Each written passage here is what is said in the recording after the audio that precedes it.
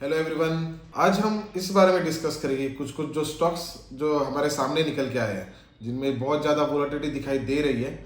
वो वोलेटिलिटी इस कारण दिखाई दे रही है क्योंकि उनके बारे में कुछ अपडेट्स निकल के आए हैं।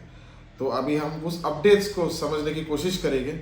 इंडेक्स में भी अगर देखा जाए तो निफ्टी और बैंक निफ्टी में काफ़ी वोलेटिलिटी हमें दिखाई दे रही है। 2 दिन करीबन अच्छी गिरावट दोनों में दिखाई दी और आज करीबन कुछ हद तक उसमें रिकवरी भी दिखाई दी है। अभी एक्चुअली मार्केट इस जोन से निकल गया है कि जो वन साइड जो रैली चल रही थी मार्केट में, जिसमें बहुत ज्यादा कुछ सोचने की या कुछ करने की जरूरत नहीं गिर रही थी। मार्केट एक ट्रेंड के हिसाब से चल रहा था।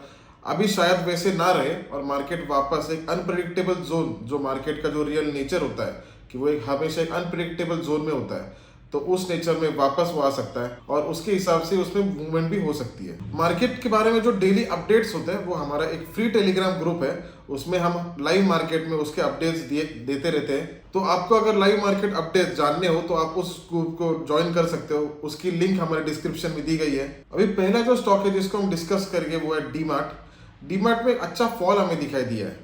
करीबन कल भी हमें 4.5% तक उसमें फॉल था, आज भी करीबन कुछ हद तक उसमें गिरावट हमें दिखाई दी है। तो इसका रीजंस क्या थे? तो इसका रीजन ये था कि उसका जो रिजल्ट जो निकल के आए हैं, तो उसका ये मानना है कि वो एक्सपेक्टेशन के हिसाब से नहीं निकल के आए हैं। फिर भी अगर डीमार्ट के सेल्स देखे जाए तो सेल्स करीबन 17% राइज हुए हैं। उसका मार्केट कैप भी करीबन 2.5 लाख करोड़ का है। लेकिन डीमार्ट को लेकर सबसे ज्यादा अगर किसी का ध्यान होता है, किस चीज पर अगर ध्यान होता है, तो वो होता है स्टोर एडिशन पर, कि कितने बिजनेस वो एक्सपांड कर रहे हैं या फिर कितने स्टोर उनके ऐड हो रहे हैं क्वार्टर ऑन क्वार्टर बेसिस पर। तो पिछले क्वार्टर में अच्छी उसमें राइज दिखाई दी थी, अच्छे स्टोर एडिशन भी हुए थे। लेकिन इस क्वार्टर में करीबन 1% ही स्टोर एडिशन हुआ था। तो ये माना जा रहा था कि store addition up to the limit नहीं है और एक्सपांशन कम होने के कारण उसमें ये फॉल हमें दिखाई दिया। लेकिन आगे जाके हमें ये देखना होगा कि ये स्टोर एडिशन कैसे होता है। अभी भी फिलहाल इस स्टॉक को लेकर जो इन्वेस्टमेंट फर्म्स है उनका एक पॉजिटिव आउटलुक है। तो आगे जाके ये कंपनी कैसे स्केल अप करती है उस पर हमारा ध्यान रहेगा। अभी फिलहाल हमारा बजाज फाइनेंस का भी रिजल्ट्स निकल के आए। उनके रिजल्ट्स काफी अच्छे दिखाई दे रहे थे। अभी उनका जो दिखाई दे रहा था कस्टमर जो है करीबन 8.04 करोड़ दिखाई दिए।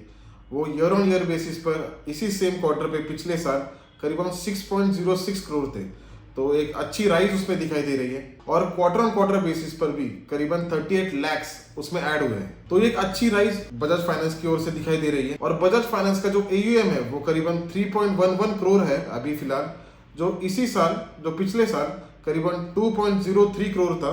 तो एक अच्छी राइज AUM में दिखाई दी है।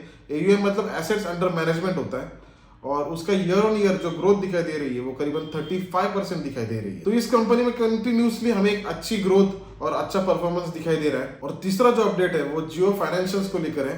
अभी जियो फाइनेंशियल्स और ब्लैक रॉक जो वर्ल्ड वाइड एक काफी बड़ी कंपनी है, उनके साथ में लाइसेंस करके म्यूचुअल फंड इंडस्ट्री में जियो फाइनेंशियल लॉन्च होने वाला है। इसमें जियो फाइनेंशियल और ब्लैक रॉक दोनों का जॉइंट वेंचर है। इसके बारे जो फंड लाइसेंस के बारे में जो बात चल रही थी वो मेजरली अभी हो चुकी है और काफी जल्दी हम जियो फाइनेंशियल्स को म्यूचुअल फंड मार्केट में हम देखेंगे। आगे जाके इस चीज पर ध्यान रहेगा कि इसका परफॉर्मेंस कैसे रहेगा इस सेक्टर में। लेकिन अभी फिलहाल जो आउटलुक निकल के आ रहा है वो ये निकल के आ रहा है कि दोनों एक काफी बड़ी कंपनीज है और इसमें एक अच्छी ग्रोथ हमें दिखाई दे सकती है। अगला जो हमारा अपडेट है वो अदानी को लेकर है। अदानी स्टॉक्स में एक अच्छी राइज हमें दिखाई दी। जो सुप्रीम कोर्ट में जो वर्डिक्ट चल रहा था कि इस पर एक SIT बिठानी चाहिए और CBI जांच होनी चाहिए, तो उसको अभी फिलहाल के लिए सुप्रीम कोर्ट ने खारिज कर दिया है। लेकिन क्या इसका ये अर्थ है कि पूरी तरह से जो अदानी के ऊपर जो प्रॉब्लम चल रहे थे वो पूरे सॉल्व हो चुके हैं? तो वैसा नहीं है। अभी फिलहाल सिर्फ सुप्रीम कोर्ट ने ये कहा है कि इस पर SIT बिठाने की जरूरत नहीं है और यहाँ पे CBI जांच करने की भी जरूरत इसमें कुछ दिखाई नहीं दे रही। तो इसी की वजह से इस वर्डिक्ट के बाद एक अच्छे राइज हमें अदानी स्टॉक्स में दिखाई दी है। तो ये कुछ स्टॉक अपडेट्स मैं आपके लिए लेकर आया हूँ। आई होप ये वीडियो आपको बेनिफिशियल रहे। Thank you.